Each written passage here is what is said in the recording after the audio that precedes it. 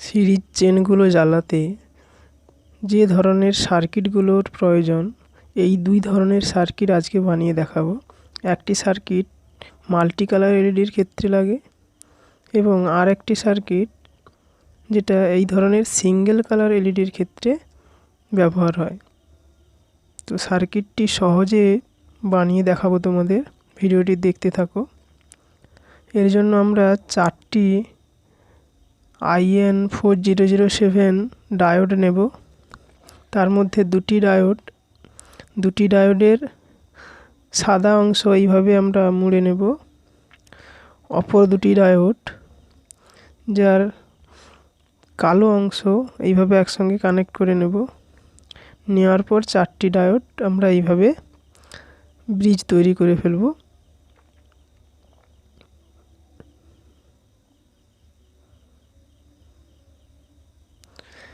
এবং ভালোভাবে ঝালাই করে নেব।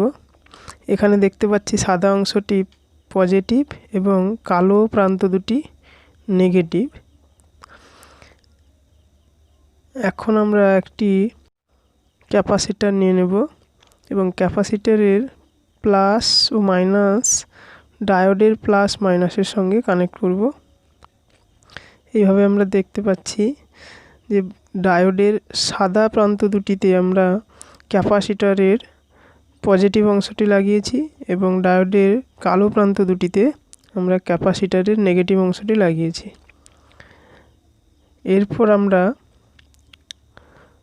এই রকম পিএফ ক্যাপাসিটর নেব, যার মান 474 জে অথবা কে এবং 250 থেকে 450 ভোল্ট।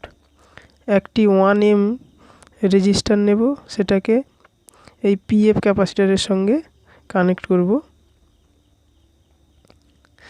এখন আমরা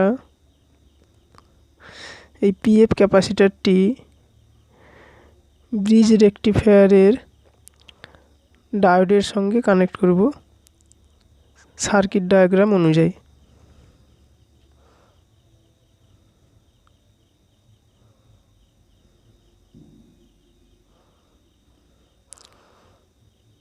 কানেক্ট হয়ে গেলে আমরা এখন এসি লাইনটি নেব। একটি এসি লাইন এই পিএফের এক প্রান্তে কানেক্ট করব, অপর এসি লাইনটি ব্রিজ ডায়োডের অপর প্রান্তটিতে এইভাবে কানেক্ট করে নেব।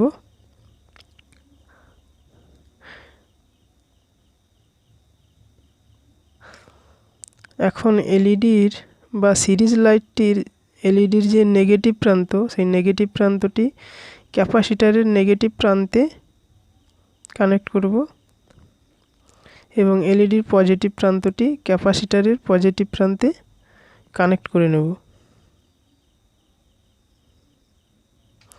এইভাবে আমাদের সার্কিটটি তৈরি হয়ে গেল। এখন আমরা এসি লাইন সংযোগ করলেই সিরিজ চেনটি জ্বলে উঠবে। এক্ষেত্রে 4.7 UF 250 ভোল্ট ক্যাপাসিটরটি ছাড়াও সিরিজটি জ্বালানো যাবে, তাতে এলইডির গ্লেজ কম আসবে। গ্লেজ বেশি দেওয়ার জন্য আমরা ক্যাপাসিটরটি ব্যবহার করেছি। এখন আমরা দেখব এই সিঙ্গেল এলইডি যেগুলো আছে, সিঙ্গেল কালার এলইডি, এগুলোকে জ্বালানোর জন্য আমরা কোনো প্রকার ক্যাপাসিটর ব্যবহার করব না। সেক্ষেত্রে আমরা ব্রিজ ডায়োডের দুটি সাদা প্রান্ত অর্থাৎ পজিটিভ প্রান্তে একটি 1K বা 2.2K রেজিস্টার লাগিয়ে নেব। লাগিয়ে আমরা এইভাবে সিঙ্গেল কালার এলইডিগুলো 50টির মতো এলইডি আমরা সহজেই জ্বালাতে পারবো। এইভাবে আমরা সিরিজ চেনের সার্কিটগুলো সহজে বাড়িতে বানাতে পারবো। তো ভিডিওটি ভালো লাগলে অবশ্যই একটা লাইক দিবেন এবং চ্যানেলটি সাবস্ক্রাইব করে রাখবেন। ধন্যবাদ।